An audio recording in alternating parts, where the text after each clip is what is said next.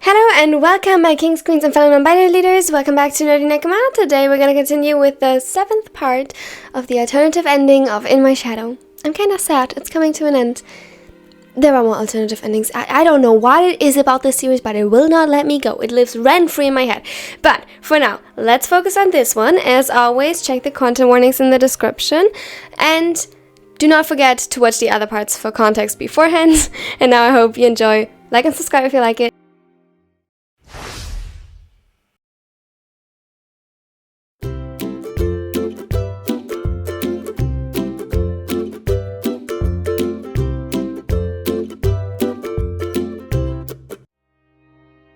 Sakusa, who was holding Atsumu tightly even in his sleep, was shaking awake a few hours after they had finally found rest.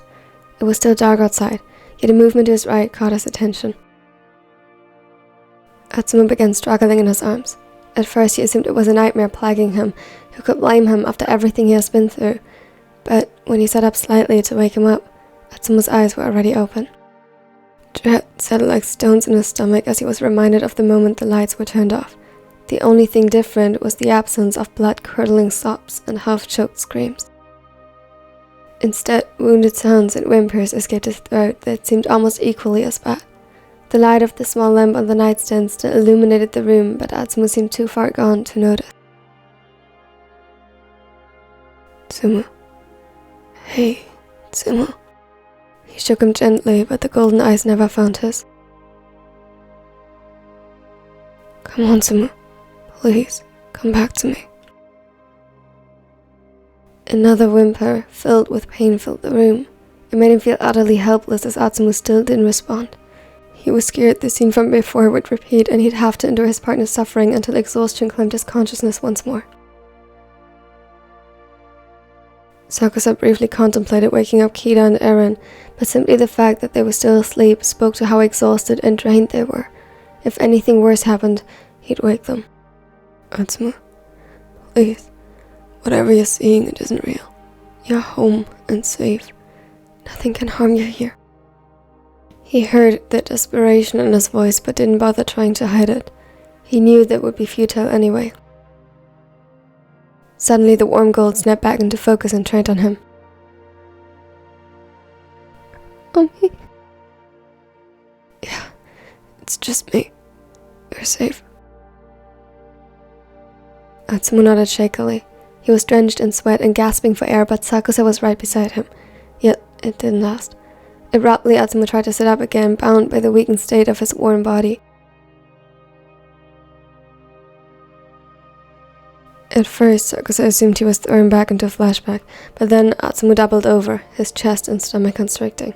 He gagged, but all that came out was bile, reminding him painfully that the setter probably hadn't eaten properly in at least a day, if not more.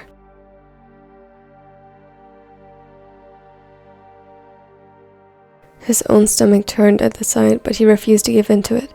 He held Atsumu until it was over. He rubbed over his back soothingly and helped stabilize him.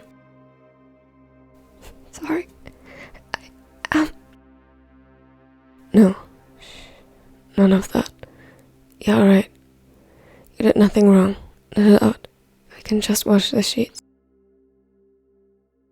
New sobs clawed their way from Atsumu's throat and he fell back against his chest, visibly worn.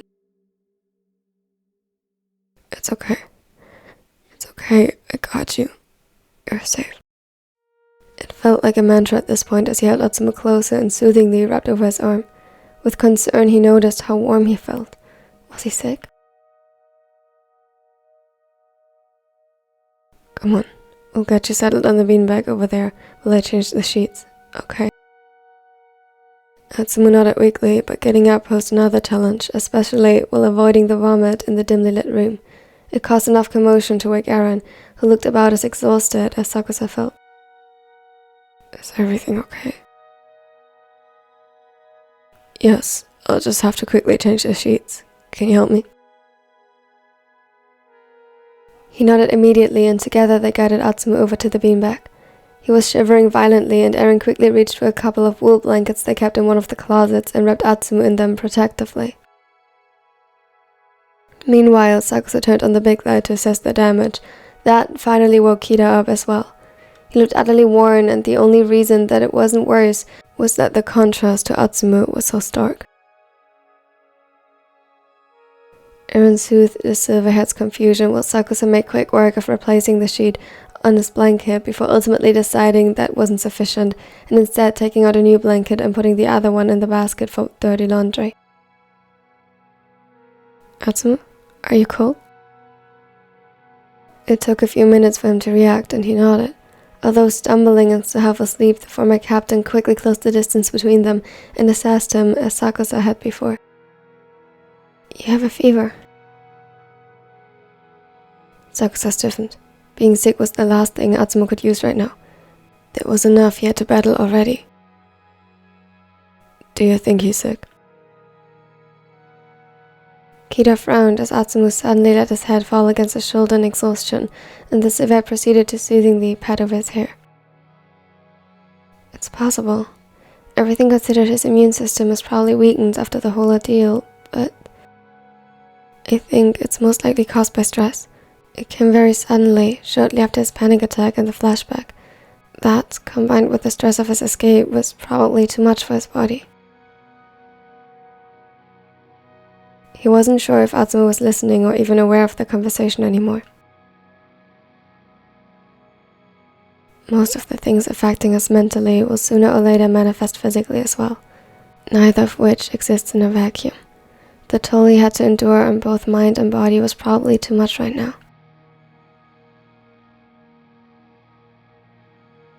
Here, you need to keep hydrated. It'll also help with the taste. Eren offered Atsumu a cup of water, but ultimately helped him drink the beverage because his hands were shaking too much to hold the cup on his own. Atsumu, do you think you're ready to try to sleep again? He tried shaking his head, a miserable expression crossing over his face. He needed the rest, badly. I understand.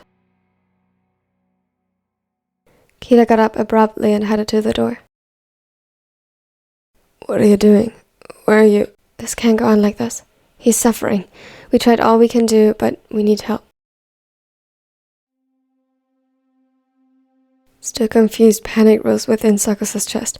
He didn't want to bring Atsumu to a hospital or worse, a mental institution where they couldn't follow him. He couldn't lose him again. Not right now. Not after thinking he was dead for so long and finally having him back.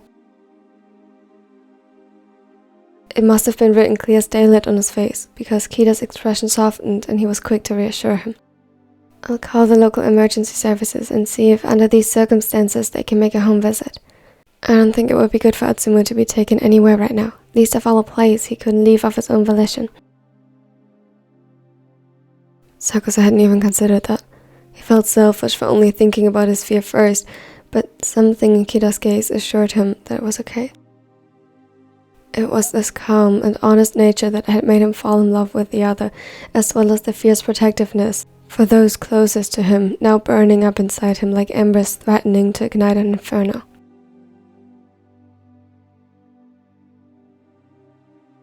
Luckily, Kida did manage to find someone willing and able to come to treat Atsumu, even this late after explaining the situation. A middle-aged doctor and a nurse showed up a few minutes later with the necessary equipment.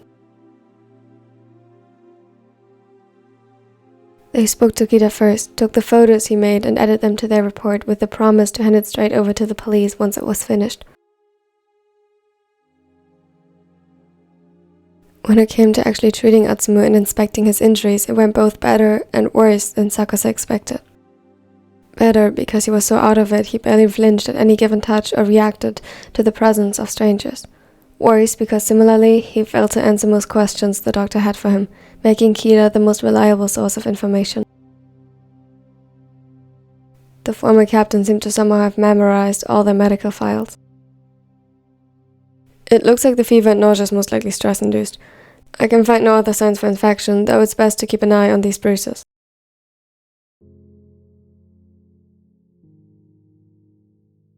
Most of the cuts he sustained are already healed over or in the process of doing so. As long as they are kept clean, they shouldn't pose further issues. I'd advise you to make an appointment with your primary physician in a week when everything has settled down a bit for checkup. In the meantime, should the fever not be gone within the next 2 days, worsen or other symptoms add to it, bring him to a hospital. Psychological help is also urgently recommended, but I understand that you need time to coordinate this situation. He sighed, exhausted.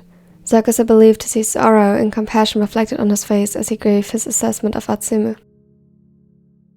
This is the best I can do right now. I'll give you a sleep medication to help with the nightmares. He needs rest more than anything. Please make sure to store it safely.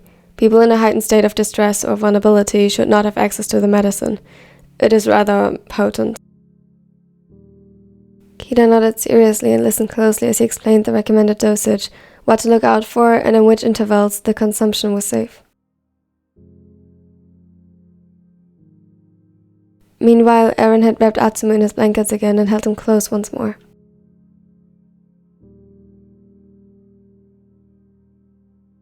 Thank you for taking the time and accommodating our situation.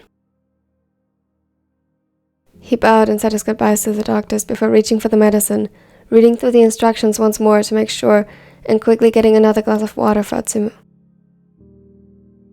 Here, this will help.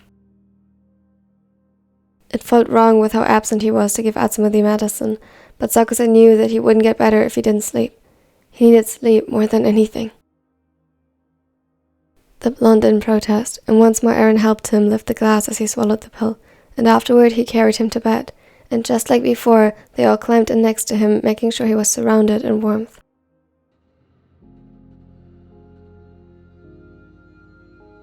Sakusa pulled him into his arms again, his heart beating a little better when finally all the tension fell off the setter, his setter.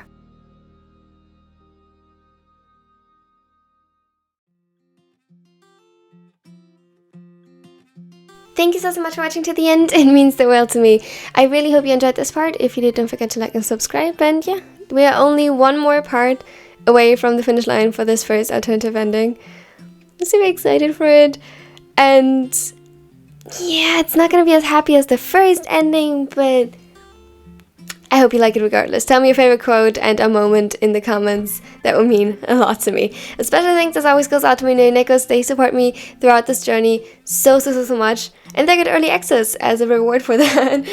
They got this video almost almost 2 months in advance. So yeah, if you're watching right now and are maybe you want to consider it. Also, that was my dog. Here on other social media, check them out if you like. And don't forget, if you have any ideas for this channel, put them in the request form. I would love to make videos out of them, like this one. Here's my content. Check it out if you want. And have a wonderful rest of the day. Bye! Today's gonna be a good day. Wake up. Today's gonna be a good day. Wake up. Today's gonna be a good day. Wake up. Today's gonna be a good